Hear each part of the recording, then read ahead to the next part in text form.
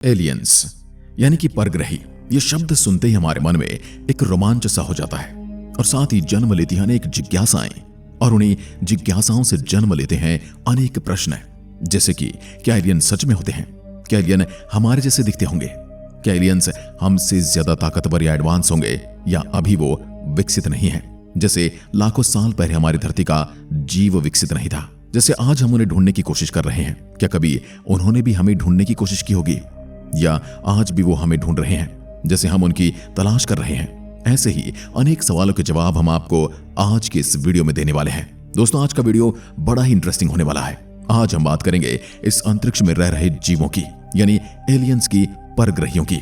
दोस्तों, क्या आपको लगता है कि हमारे इस अंतरिक्ष में कहीं न कहीं एलियंस मौजूद होंगे, या इस अनंत ब्रह्मांड में हमारी पृथ्वी एकमात्र ऐसा ग्रह जहां जीवन है? क्या इस अनंत अंतरिक्ष में ऐसा कोई दूसरा प्लेनेट नहीं जहां जीवन की संभावना हो, या जहां पर जीवन मौजूद हो? दोस्तों, जैसा कि आप सभी जानते हैं कि हमारे वैज्ञानिकों ने इस अंतरिक्ष में ऐसे बहुत सारे प्लेनेट खोजे हैं जहां जीवन की संभावना हो सकती है।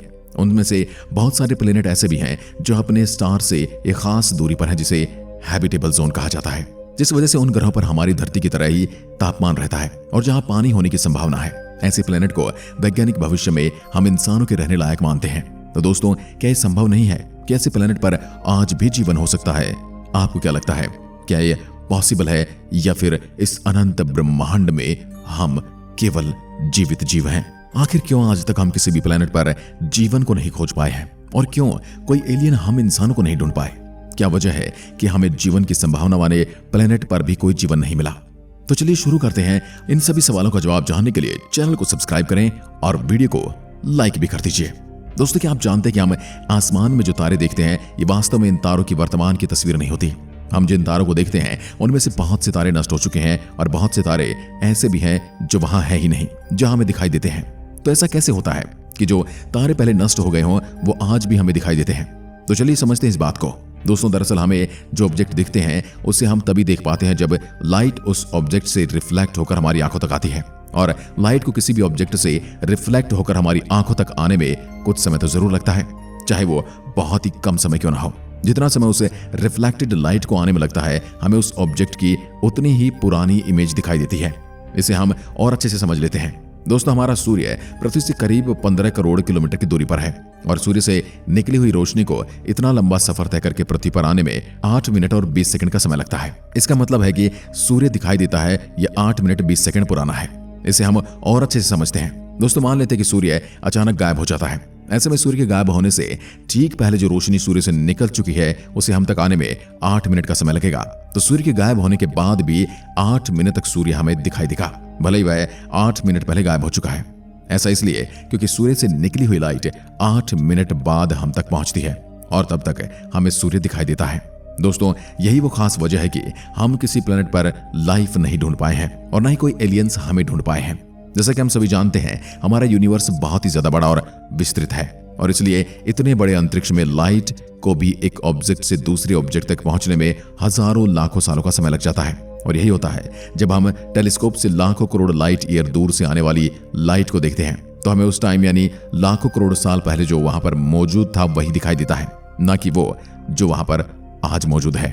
अब मान के चलते हैं कोई एलियन सभ्यता हमें कई हजार किलोमीटर दूर से देख रही है, कई हजार किलोमीटर नहीं, कई प्रकाश वर्ष की दूरी से देख रही है, यानी लाखों प्रकाश वर्ष की दूरी से, या फिर मान के चले कि करोड़ों प्रकाश वर्ष की दूरी से कोई सभ्यता हमें बहुत ही एडवांस टेक्नोलॉजी से ऑब्जर्व कर रही है। तो उसे क्या दिखाई देगा? उसे यहां पर एक ऐसा पिंड दिखाई देगा जिस पर आग बरस रही है, यानी कि करोड़ों साल पहले की धरती दिखाई देगी।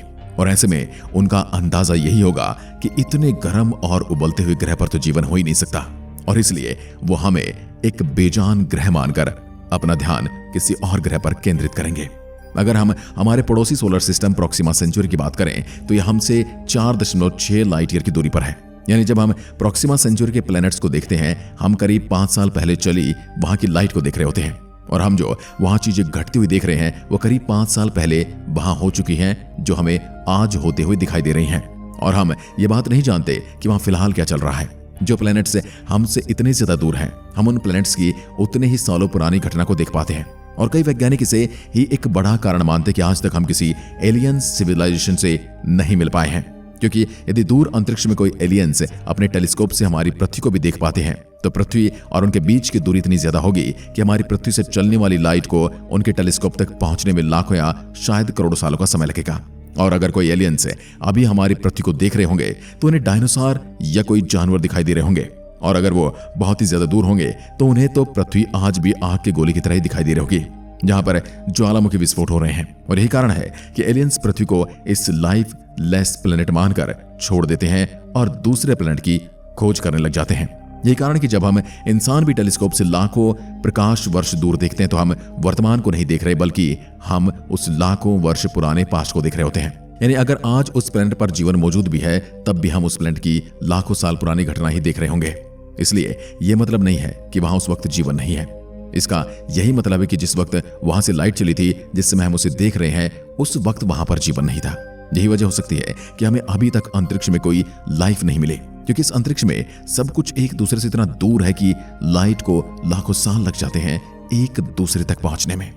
कुछ समय पहले हबल टेलीस्कोप ने गैलेक्सी NGC 5010 की तस्वीर ली जो कि हमसे 14 करोड़ प्रकाश वर्ष की दूरी पर है। इसका मतलब इस गैलेक्सी से निकली हुई लाइट हम तक आने में 14 करोड़ साल का सफर तय करती है, और हम जो उसे देख रहे हैं वह तस्वीर 14 करोड़ साल पुरानी है। और हो सकता है आज ये गैलेक्सी बहुत ज्यादा बदल चुकी हो। अंतरिक्ष में इस तरह की खोज करने में हमारी सबसे ज्यादा मदद हबल टेलीस्कोप ने की है।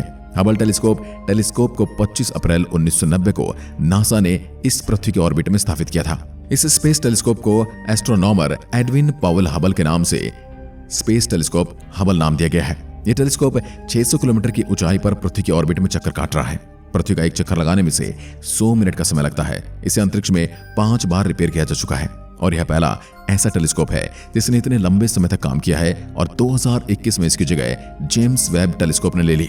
और यह टेलीस्कोप हबल टेलीस्कोप से बहुत ही एडवांस है और यह अंतरिक्ष में 1300 करोड़ लाइट ईयर दूर देख सकता है। यह अभी तक का सबसे एडवांस स्पेस टेलीस्कोप है जो कि गैस, डस्ट और घने क्लाउड के पीछे मौजूद स्टार्स और स्पेस बॉडीज को देखने में सक्षम है। ये टेलीस्कोप दूर तक फैली हुई गैलेक्सी और प्लैनेट्स की रिसर्च करने के लिए बनाया गया है। ये हमारे आसपास के प्लैनेट्स के एटमॉस्फेयर की बहुत अच्छी सी जानकारी दे सकता है ताकि हम जान सके कौन सा प्लैनेट हमारी पृथ्वी की तरह हैबिटेबल है। तो दोस्तों, आज के इस वीडियो में बस इतना ही। आप क्या मानते हैं, इस अनंत ब्रह्मांड में पृथ्वी एकमात्र जीवित ग्रह है, या फिर आप भी मानते हैं कि बहुत सारे ऐसे ग्रह होंगे जहां पर जीवन मौजूद है, बस फर्क इतना है कि हम एक दूसरे से कोई संपर्क नहीं कर पा रहे हैं? क्या आप इस बात को मानते हैं? कमेंट में लिखकर जरूर बताएं। एक बार फिर मिलते हैं, तब तक के लिए नमस्कार, जय हिंद, जय भारत।